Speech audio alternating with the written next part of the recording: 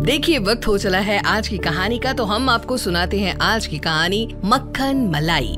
दद्दू आज भड़के हुए थे, उनको बहुत गुस्सा आ रहा था। घर में शोर इतना मचा हुआ था कि दद्दू का पारा 7वें आसमान पर चढ़ गया। उधम की वजह थी उनके 2 नाती और 1 पोता।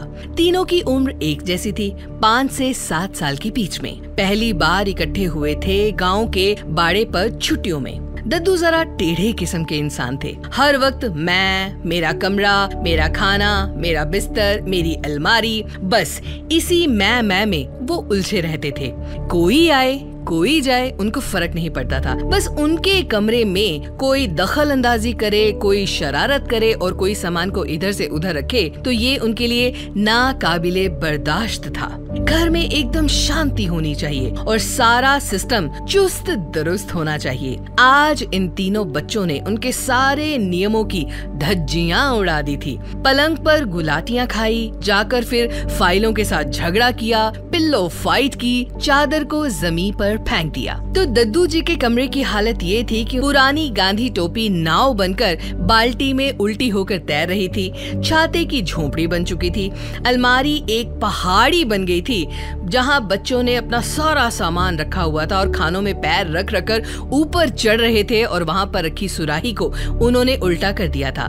दद्दू ने आपा खो दिया और चिल्लाने लगे।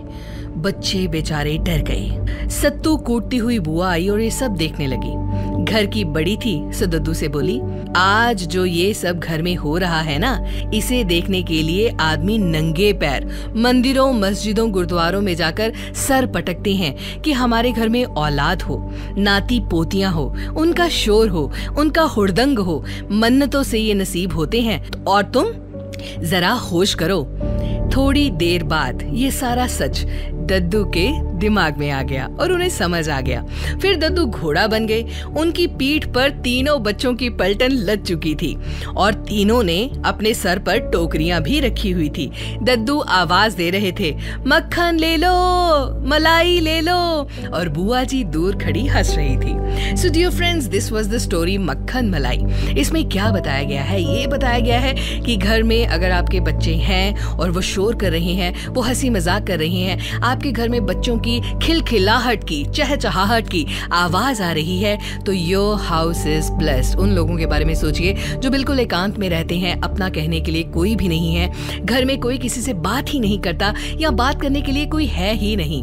तो उनका घर अच्छा है या शोर शराबे वाला? जी हाँ, अगर आपके घर में बहुत सारे लोग रहते हैं, प्यार, इत्तेफाक, मोहब्बत से रहते हैं, तो आपकी जिंदगी है गुले गुलजार।